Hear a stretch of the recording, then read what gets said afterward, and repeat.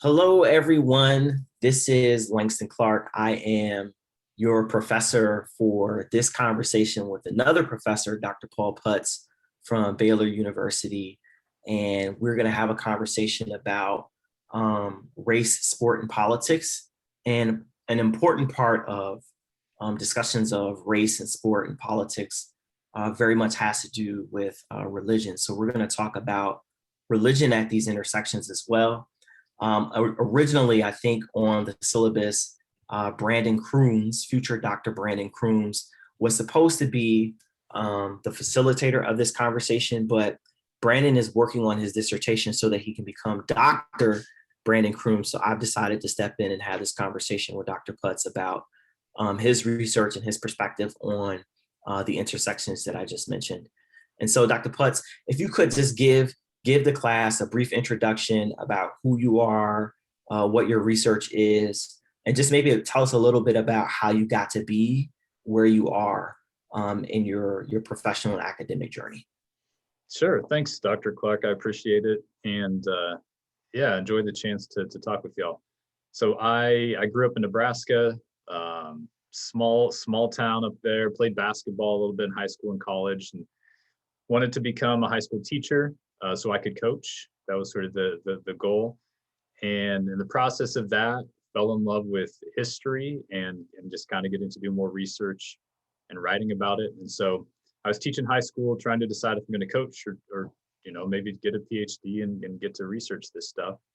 And ended up spending about 5 years as a high school teacher, but moving on to a PhD program and studying the history of sports and Christianity. And so finished that up about 2 years ago, got to spend basically 4 years where I'm reading and researching and visiting archives and just getting to explore, some of that story.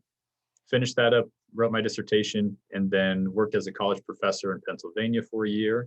And then I came back to Baylor in 2019 to work at the Faith and Sports Institute, which is part of Baylor Seminary. Baylor as a Christian school, they have the kind of that focus on connecting sports and Christianity. And so that's what I do now is I research and I write and I think about how sports and Christianity, and also more broadly other forms of religious expression, have been connected to sports in modern American history. Great. Can you, so this class is mainly for undergraduate students, and just so that they have a better understanding, can you talk a little bit about what a center is? And then tell us a little bit about what you all do in, I believe it's the Faith and Sports, correct me if I'm wrong, Center at Baylor. Tell us a little bit about what you all do there. Yeah, we are a little, it's a little entrepreneurial, which has been cool. So, different academic institutions or spaces, different colleges, most of them will have a variety of centers or institutes. So we're the Faith and Sports Institute, but we also have some centers at Baylor, a center and institute, really similar. They'll have different, like I said, different universities will classify these in different ways. But ultimately, what a center institute wants to do is it wants to become a hub of research and thinking and community so that you can connect academic experts with people doing the work on the ground. That's right where I see it really happening. And so it's a space to not just teach and research, but to actually get out there and make an impact in the world. And so thinking of an institute or a center as a place to accelerate change that fosters new research potentially, that fosters innovation, or that brings together a community of thinkers. That's really what a center institute is supposed to be about. And so for us, we are trying to be a space for that sort of work, but at the connection, and again, fitting within kind of the Christian tradition, Baylor being a Christian school, we focus on Christianity in sports, but also we're pluralistic, recognizing the value of religious expressions beyond Christianity. And so thinking about the role that religion plays in people's lives, particularly as it relates to sports, we try to connect academic thought and research there with what people on the ground, whether they're coaches or athletes or athletic administrators, the work that they're doing to care for athletes, and to care for really the people and culture of sports. And so just to make sure that I'm saying it correctly as we go through the rest of the interview, the rest of the discussion, it's the Institute for Faith and Sports or Faith in Sports? Faith and Sports Institute. Okay. Good. Can you tell us a little bit about your research, the things that you've written about, the things that you've spoken about, and maybe if they dive and how and if they dive into those intersections of race, sports, and politics, or maybe you write about them separately? You know, when I first started doing the research, thinking about sports and Christianity, I didn't intentionally say, hey, I'm going to write a lot about race or I'm going to write a lot about politics. But I think those things can't be separated. And if you do sports history, what you realize is that sports has always been deeply shaped by questions about race and by politics, what's going on in the political world. I mean, even back in the origins of modern American sports, what I like to tell my students is that you have this period in time after the Civil War and then about the start of World War I. So 1860s to 1920s, that's about a 60 or 70-year span. And in that span, you have professional baseball for the first time, so you have pro sports for the first time ever. Basketball is invented. American football is developed. It didn't exist before then. College and high school sports are created. They didn't exist before then. The modern Olympics is created. Like all of these institutions that we take for granted in sports, they're created in this period in time between the 1860s and 1920. And so our whole structure of how we do sports, it was created for a reason and in a particular time and place. And it became popularized and legitimized partly because the same time that sports are being created and developed, there's all of these questions about what it means to be an American and who is valued as a citizen and what type of American citizen do we want to create. And those ideas are racialized in really profound ways. I mean, you have considered kind of the most sports-friendly president of all time, Theodore Roosevelt. Here's a man who had a poem written for him and inspiration to him called The White Man's Burden, right? So we're talking about this sense of white leadership in the United States that's closely linked with sports as a place to cultivate masculinity, particularly for white men. But then at the same time, you have Black athletes, you have athletes of other races and ethnicities who are participating in sports at this time, and they're making meaning from it. And they're even using sports to challenge this reassertion of white supremacy that happens from the 1860s to the 1920s. So you have someone like Jack Johnson, a heavyweight boxer, who his fight in 1910 is such a profound blow to the idea of white supremacy, because you have a Black boxer who defeats a white boxer, that you have countries or you have states and cities banning the showing of the film. The film that would show a Black man defeating a white man is made illegal because it challenges these ideas of white man's leadership represented by the white man's burden. So, if we think about just the origins of our sports world, as I looked into that history, I realized I can't write about this if I don't understand how sports have been linked to these broader questions and concerns. And so I didn't come into it intentionally, but it just became essential to writing a true history of those intersections. Yeah, I appreciate that, because I think I try to, I don't want to say encourage, I think I pressure my students to go to graduate school in a lot of ways. And one thing that I try to impress upon them is that when you enter an academic space, whether you be an undergrad, whether you be a master's student or a graduate student, or, we had a conversation about one of my students interested in sports journalism, then in a lot of ways that this is a quest for the truth, right? And so what are some of the books, some of the writings that inspired, your quest for the truth as it pertains to faith and sports and even race? That's a great question. Honestly, you mentioned journalism. It was really journalists and sports journalists, I think, who really captured my imagination at first. I'm even thinking of books like Friday Night Lights, this book about Texas football. And I loved reading the sports page growing up. I know newspapers are kind of on the decline, and maybe, we don't do that as much. But for me, that was a way to engage in sports and engage in stories and connect with athletes and coaches as people, or at least, a sense of a person. And so I was captivated by sports, from journalists in a certain sense. And then that desire to know more and to get to the bottom of things and what is the truth. Yeah, I think that impulse led me, like you said, into graduate school, into looking deeper in terms of history. Sports history as a field is I think it's growing. It's this area. There's so much new stuff, creative stuff, especially as it relates to race. But some of the classics, there's a book by Jules Teigel, which is about it's essentially about Jackie Robinson's first season, but it places that season in the integration of baseball, really. Jackie Robinson's first season, and then the broader integration of baseball. It places that story in the context of American history, and it shows the way that baseball not only profoundly reflected American society, but it also changed American society.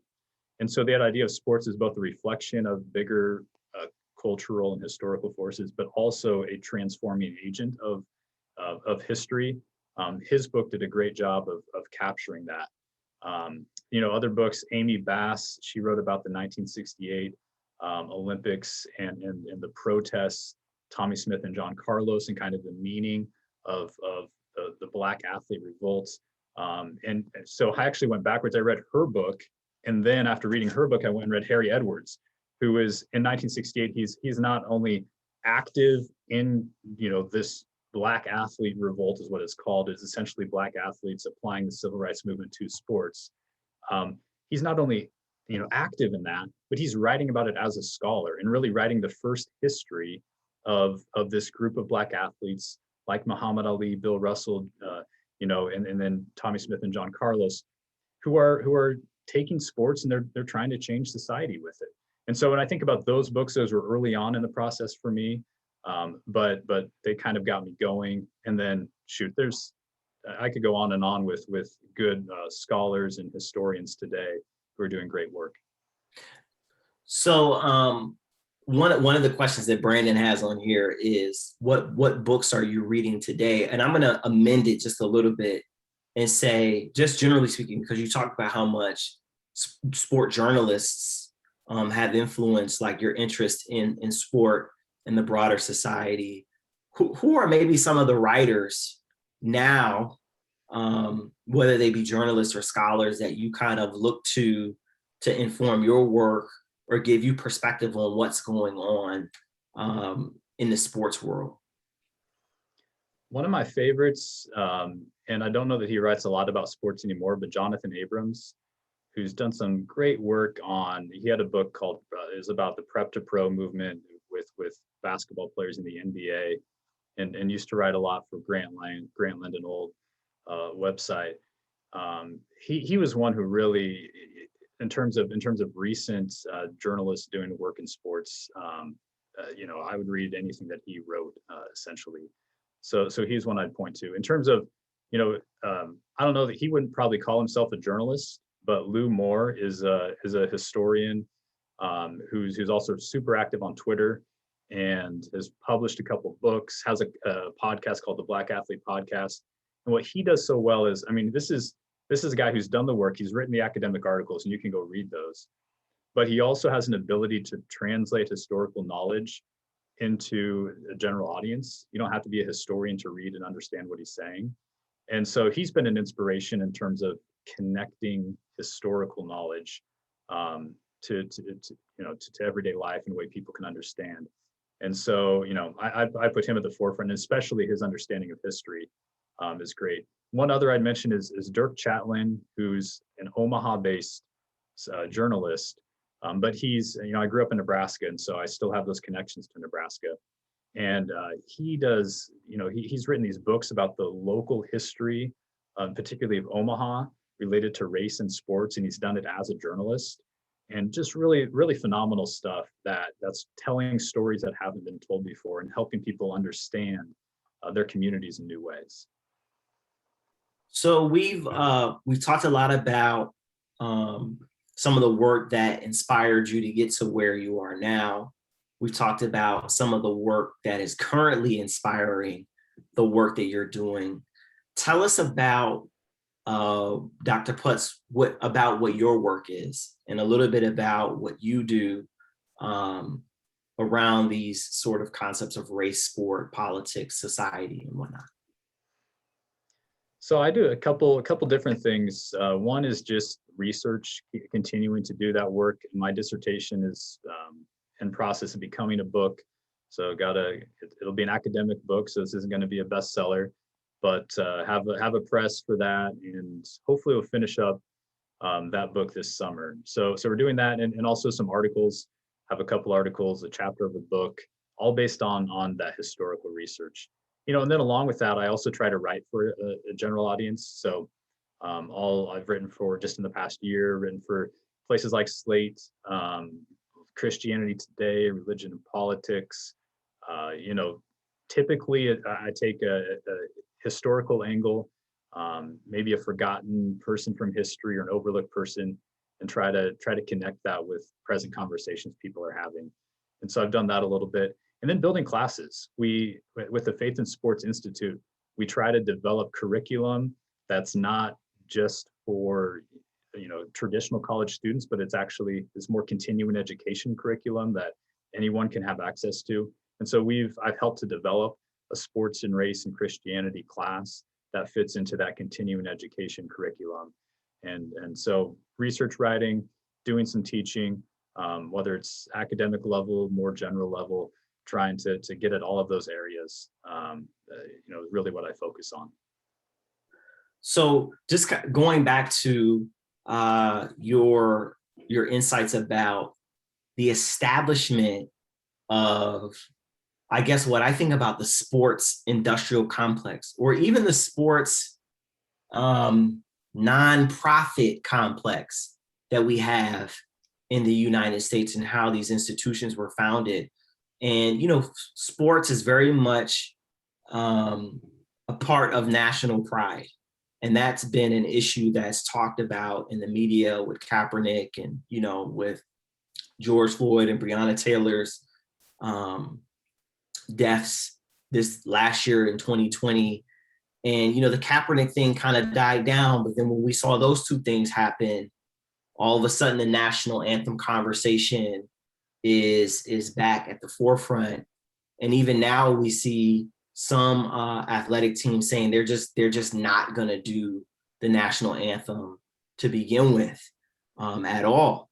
At UT Austin, they have "The Eyes of Texas Are Upon You" is the theme song for the school, and there's supposed to be some racist history attached to that. So I'm wondering if you could give us just a little bit of your insights around the history of the national anthem in sports, and what symbolism does it hold in the NFL, or maybe even beyond that? Yeah, this is, it is one of those things. It's probably not going away anytime soon. And so I think it's best to address it. And one way to do that is to look at the history, what it's meant. In terms of the national anthem in sports, it's World War I where that really, where they become closely linked. And it's through baseball particularly, which is the most popular sport at the time. Nowadays, I don't know what your students are like. My students, when I ask them what their favorite sports are, baseball is near the bottom of the list these days, which makes me kind of sad. I like baseball growing up, but back then it was the national sport. And so baseball owners would play the national anthem before games, partly because they didn't want to be called non-patriotic during a war. They're playing a game and you have soldiers over in Europe fighting. So what are you doing playing baseball? So they would play really what became the national anthem. It wasn't even the official national anthem at the time. The next step in that really happens with World War II and the Cold War, where the United States is, defending itself first against Nazi Germany, and then trying to define itself against the communist Soviet Union. And there's this, again, ramped up patriotism, and rituals play a part in that, and people kind of defining themselves against some other or some foe. And so you started to see high schools and colleges bring in the national anthem and make it just a central part of local sports context more and more during the Cold War era. In terms of the televised specter of the national anthem, we start to see that more, in the 60s, 70s especially. This is when televised sports become more prominent, and the broadcast of these games becomes a bigger thing, where even the pregame ceremonies are involved. It's not just the game, but you have the pregame talking heads, and you have all of that happening. And so maybe a Monday Night Football game or a Super Bowl in the 1970s would include some really patriotic national anthem plus some sort of American pageant would often be connected with these events. And at the time, at least, there would occasionally be some controversy around it, but at the time, at least, there wasn't intense the intense debates about kneeling during the anthem or not kneeling, partly because we didn't focus on it as intensely. We can actually go to examples of athletes.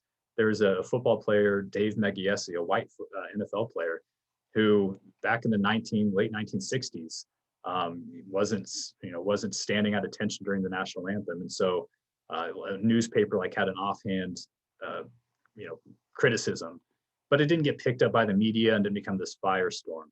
You had athletes like Jackie Robinson. Jackie Robinson would talk about the flag, and in his autobiography, which was written in 1972, he says that he wouldn't be able to stand for the national anthem if he were, in that position as an athlete in 1972. So you see people who look at the flag as a symbol of the United States and say the United States has problems that need to be addressed. And one way to try to address those is maybe by thinking about how we participate in these shared rituals. One way to suggest that there's still changes that we can make as a society might be to say, make it a point during a shared ritual to bring attention to those concerns. And people from Dave Megiesi to Jackie Robinson to of course, Tommy Smith and John Carlos with the raised fists, they model that sort of type of protest during a ritual, back in the late 1960s, early 1970s. It comes back again in our era, partly because the national anthem gets monetized and instituted, connected to commercialism, connected to advertising and militarization in sports. Particularly in the NFL and in Major League Baseball, it's after 9/11, and this is something Howard Bryant, who's another journalist, who writes a great deal about sports and race, something Howard Bryant documents. After 9/11, we started to see the U.S. military would pay money to sponsor different types of pro-military services in sports, and that included making sure that the national anthem was played and that teams were actually out there and it was televised. And so not everyone's watching this thing that might have just happened before a game and TV didn't broadcast it. Now, every game that's on TV in the NFL or Major League Baseball, it becomes a big thing that everyone, on TV, it's broadcast and put out there. And so kind of ironically, it's through this militarization after 9/11, this renewed patriotism, this money that's being spent to advertise for the US Army, that we now have a ton of attention on the national anthem in every single major sporting event. And that creates a platform for someone like Colin Kaepernick to be able to say, all right, just like Jackie Robinson before him, or Tommy Smith and John Carlos, or Dave Megiesi, to say, while this national anthem is being played, or Mahmoud Abdul-Rauf in the 1990s in the NBA, while the national anthem is being played, this is a chance to be able to bring attention to an issue that I think we need to address as a country. And of course, the debates that have resulted from that have proved that we do have these issues that we need to talk about and address. Yeah, what's interesting? I was thinking about, I was in high school. I was playing high school. I went to high school in New Jersey. 9/11 happens like less than 20 miles from where I grew up, maybe less than 10 miles from where I grew up. And I remember the sense of national pride that everybody had when that went down. Everybody was like all in on the flag. It was an emotional time. And it's very interesting to see how the ebbs and flows of history go when everyone feels attacked by the other, the outsider. Our relationship to the pageantry of sports, the pageantry of nationalism. But when segments of the population feel attacked by the state, then the relationship to the pageantry changes. When Whitney Houston gave what I think is the best rendition of the national anthem of all time, and I think it was the 1990 Super Bowl, may have been 91, when the Bills lost to the Giants. I'm a Bills fan, so I feel bad about that. But it was everybody was all in on Whitney Houston singing that national anthem. It's just powerful. And so we get here today, and I think a lot of us don't realize that I think there's an interesting way to think about the pageantry, right? Sport has been related to religion in a lot of ways. Some people say that sports has replaced religion in, the United States culture. And so you would think that the national anthem, that saluting the flag, would be so sacred that it would not be allowed to be commercialized, right? Some things, so there's this one sacredness where you should stand up, you should be at attention, all of that stuff. But at the same time, what is sacred is not supposed to be for sale. And I'm just wondering I wonder if we ever really had honest conversations about that. In a lot of ways when we talk about, these different intersections and how really inadvertently the platform for the protest was created by the commercialism. Like, Paul, that was, man, you kind of blew my mind when you said that. That was, because I hadn't really thought of it in that way before. That was really interesting. I saw Howard Bryant, so shout out to Howard Bryant. I'm just drawing from him and some of what he said. I will say Marvin Gaye's NBA All-Star National Anthem, I put it up there with Whitney Houston, like 1980 or 81. He does a rendition, but I think, that's that idea of creating the platform that's then used to bring another viewpoint. It was, I think, to some Americans that was jarring. It was sort of shocking, right? And you can see that in the way they reacted. I think of it, if I bring in the Christian angle to this, or the religious angle, what's really interesting, well, there's two things that are interesting. So one is the history of Christian athletes being connected to sports is a history of these organizations like the Fellowship of Christian Athletes, who tell athletes, you are more than an athlete. You need to use your platform to tell people about, your cause, your issue, what you're about, which for a Christian athlete, tell them about your faith. So you see FCA says, take your platform as an athlete and make it about something bigger, right? And so with the national anthem protests, a lot of the athletes who are involved in that came out of these Christian athlete circles. Colin Kaepernick had been part of the Fellowship of Christian Athletes. Eric Reed, who kneeled with him the first time, he was still a part of this movement. He wrote an op-ed in the New York Times where he quotes the Bible to explain why he's protesting. And a lot of other athletes, connected to the movement, they also, faith was informing what they're doing. And in a sense, they were taking what this Christian athlete movement had said, which is use your platform to do good in the world, at least as you see it, to raise awareness to issues, and they were applying it to the protest form.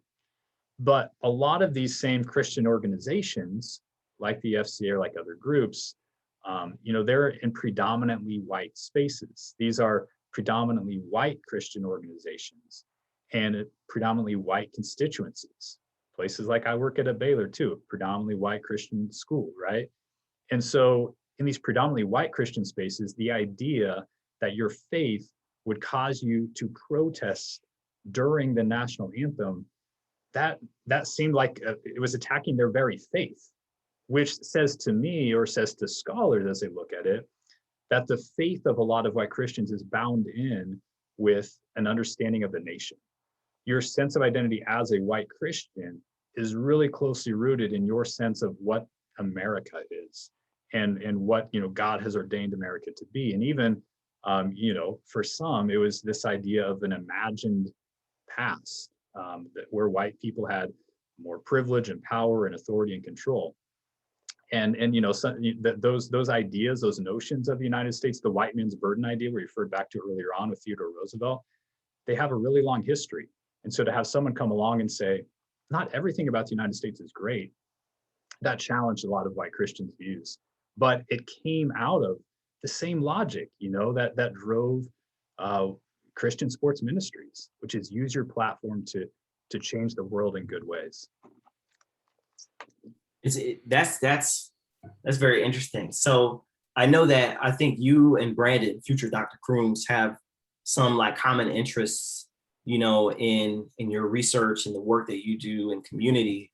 And I really wasn't aware that Kaepernick was part of the FCA. I saw the highlight for the one article, The Tale of Two Christians, where it compared Kaepernick to Tim Tebow, and how in some ways, not in all ways, right? In some ways, Tebow was lifted up, right? And in some ways, Kaepernick wasn't lifted up.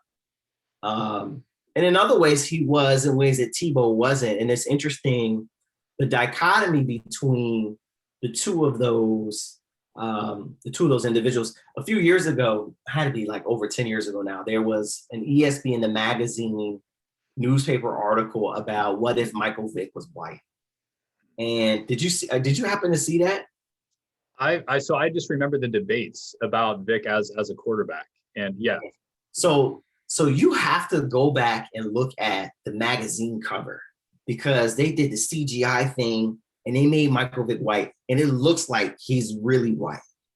And it was a really interesting topic of discussion that I had in this class in graduate school when I was teaching.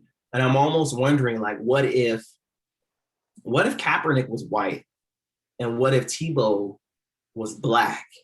What would the narrative around both of these individuals be? I mean, keep everything the same, right? Long hair, short hair, tattoos, no tattoos, keep all of that the same. What is the narrative around these individuals? Now, that's just an imaginary thing, but it's interesting to think about what those possibilities may be. Yeah. Wanna do maybe a slight pivot, but something related. We've touched on a lot of different things about some major racial and ethical concerns for politics and sports today. What are some of some other maybe major racial and political and ethical concerns in sport that maybe we haven't talked about? And how might you connect those to the past? I think one that I see a lot of talk about is that question of, it's the name, image, likeness. It's compensation. Should college athlete players be paid? On its face, that doesn't seem like a racial question or even a political question.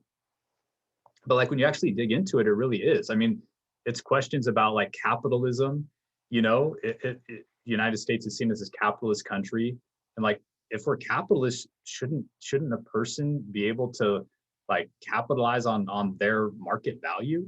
And if you're a well-known athlete, have a social media following, shouldn't you be able to monetize that? Isn't it unfair that we would allow kind of the suppression of the market? So that's a political question, right?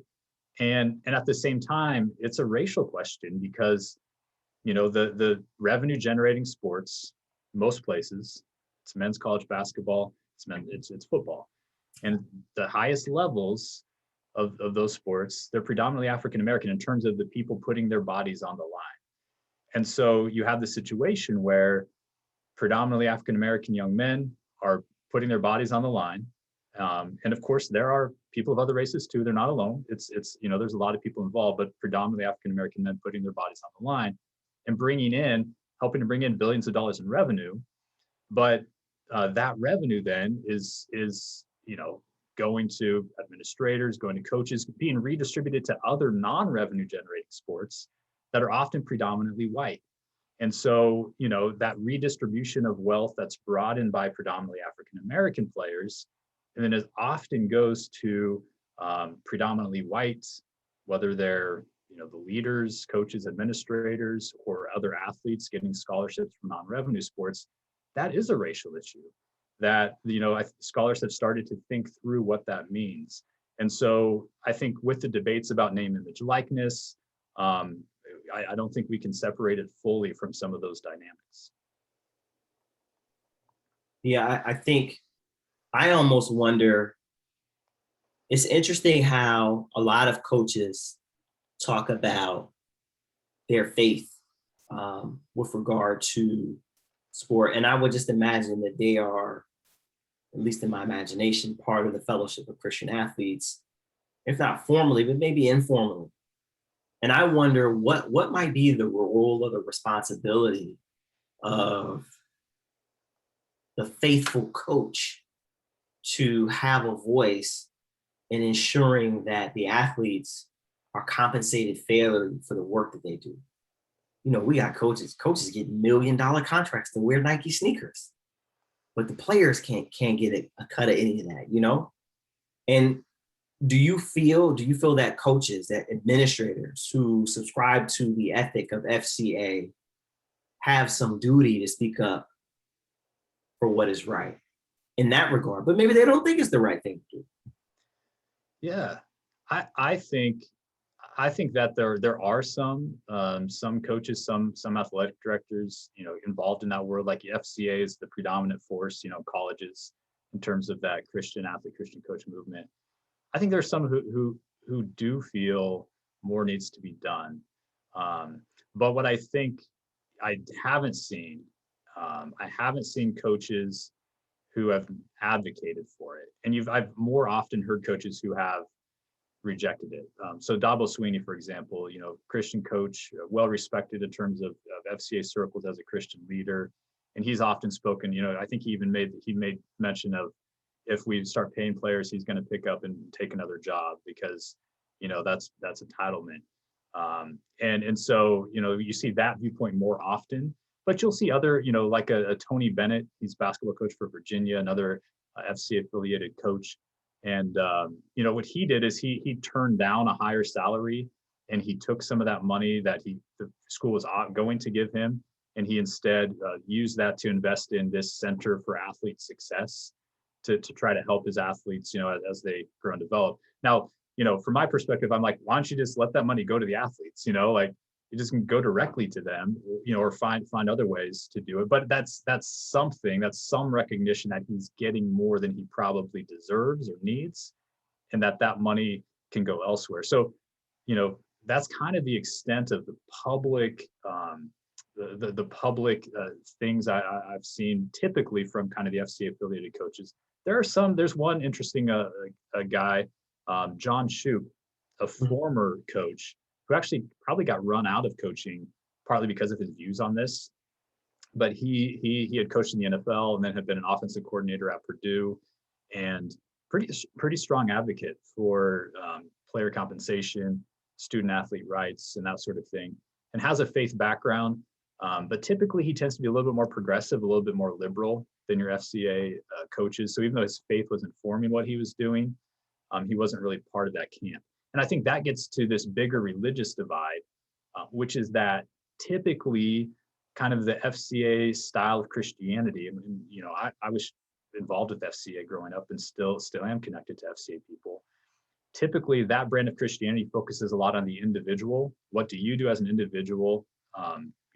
Your piety, your prayer, your Bible reading.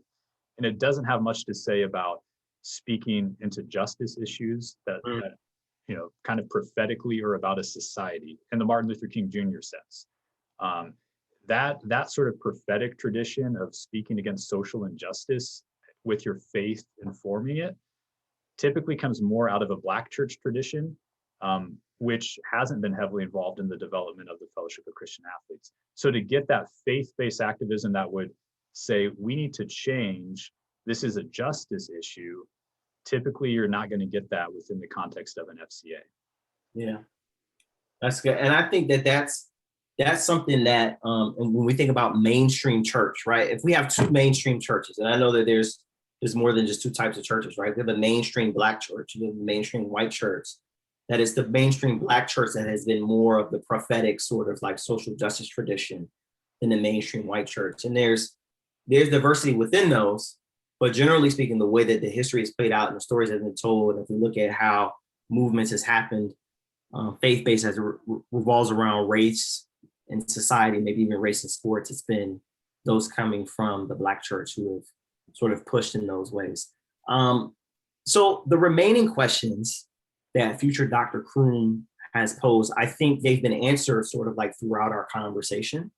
So I wanna take this time to ask the historian to be a bit of a prophet in a sense, and kind of tell me what you see in the future, right? Tell me what you see in our sports culture moving forward, as it pertains to race, politics, sports, and religion weaved into that, given that we're coming out of COVID-19, we're coming out of what history might call the first phase of Black Lives Matter.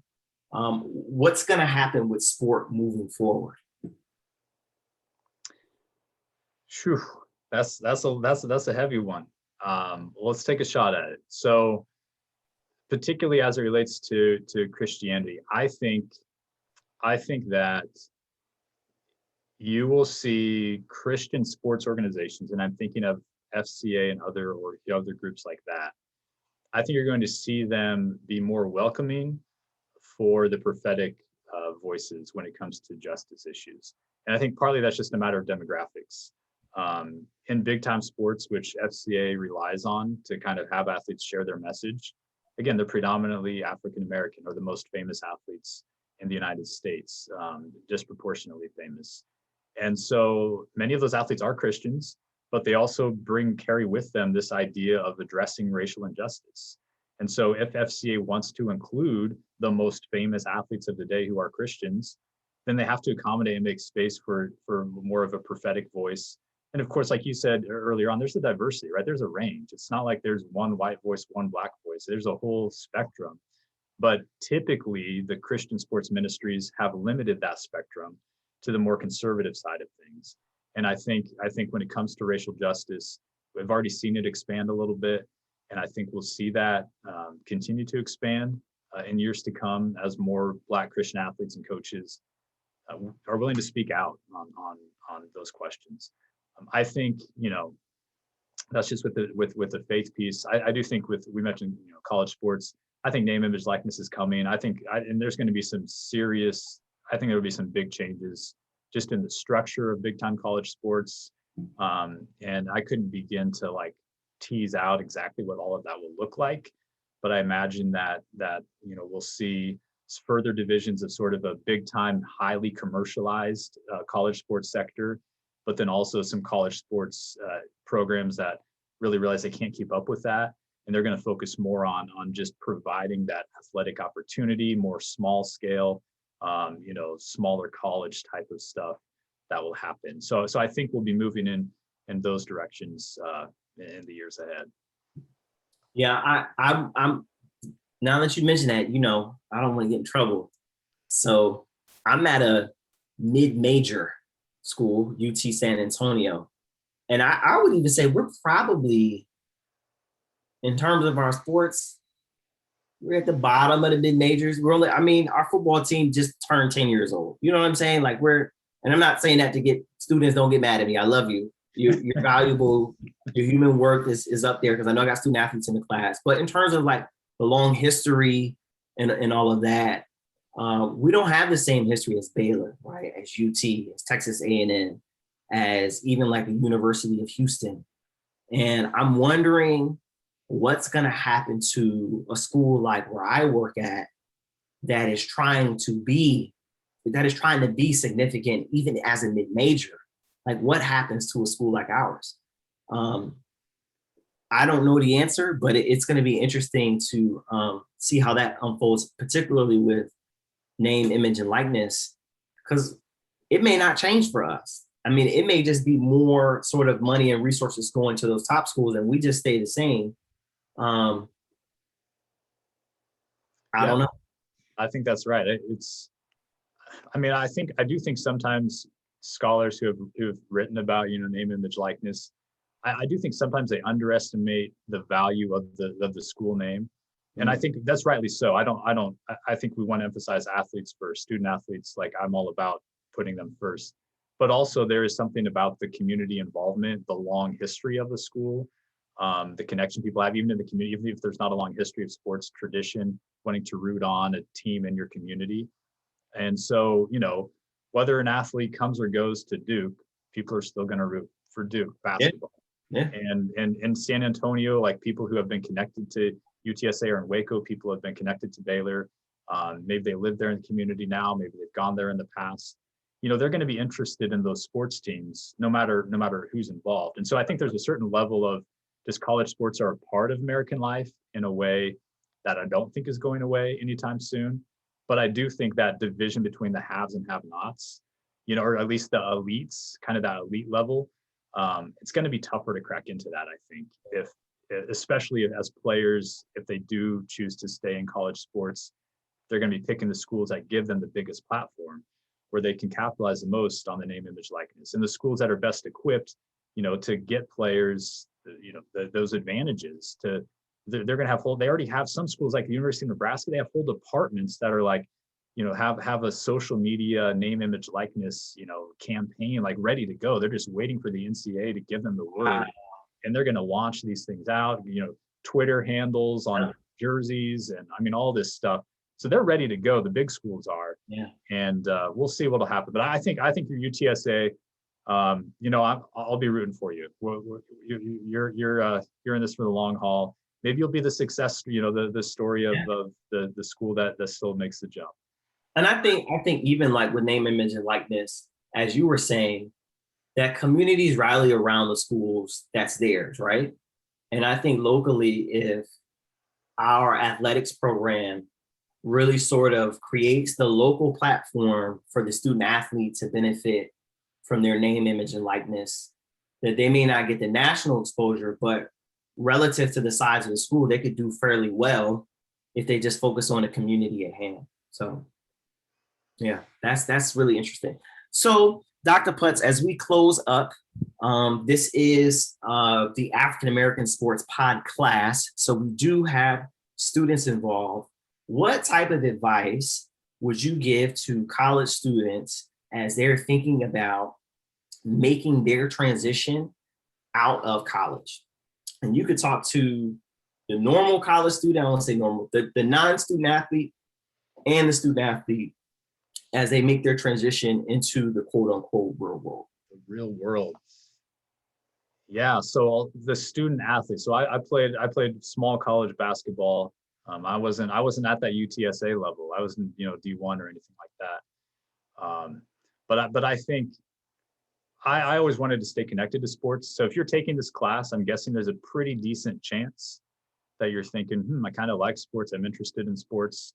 So if that's, knowing what you want to be around, for the rest of your life, or at least as part of what you want to do next, knowing what you want to be around can shape what opportunities you decide to look for and take.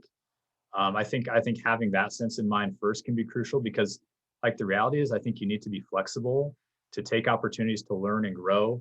Maybe it looks like graduate school, maybe it looks like getting a job with a certain company or internship and that sort of thing. But knowing that what you want to be around, what are the things that give you the most meaning, you get the most value from, that should shape you what you want to do next. And for me, sports was a big part of that, and I also loved educating people. I knew that. So obviously the high school teaching thing, where I could be a coach if I wanted, was big. But then it took me into this, oh, hey, graduate school, I can study this. Like, as a historian, I can actually research and write about sports. And so I took opportunities as they came, but always kept in mind like those things that I was most passionate about. And I think you'll find that there are actually lots of ways to stay around the things you're passionate about. The sports industry is massive, and there are all sorts of ways that you could be connected to that. Law school, it could be the business side, the marketing, the ticket side. It could be the journalism side or the PR side, the communications. It could be as a scholar where you're researching and writing. It could be as a coach, you might be involved directly in that way. could be in ministry, sports ministry setting. If you're a person of faith, that might be of interest to you. So whether it's sports or something else, find out, what you want to be around, and then look for ways to continue to grow and evolve and develop and take opportunities as they come. Thank you. I appreciate it. And that message goes out to all the students in the class. If you have an interest in sports, whether you be a student athlete or non-student athlete, one of the things that we had an opportunity to meet Harry Edwards, or at least I did, in graduate school, my first or second year there. And one of the things he said was that what a lot of people don't realize is that there's more than one way to get a Super Bowl ring. And at the time, he was like, I have more Super Bowl rings than Tom Brady. I have 11 Super Bowl rings. And that's because when you work for the organization and they win a Super Bowl, everybody gets a ring. And so I've been a consultant for, I don't know how many teams, 3, 4 teams that have won Super Bowls. And every time they got one, I got a ring too. So your advice is on point. Your advice is right on time. Thank you, Dr. Putz, for being here and sharing this great information. And we look forward to having you again in the next few years on the African Americans in Sport podcast. All right, I appreciate it. Thanks for having me. Thank you. All right, I'm gonna stop recording.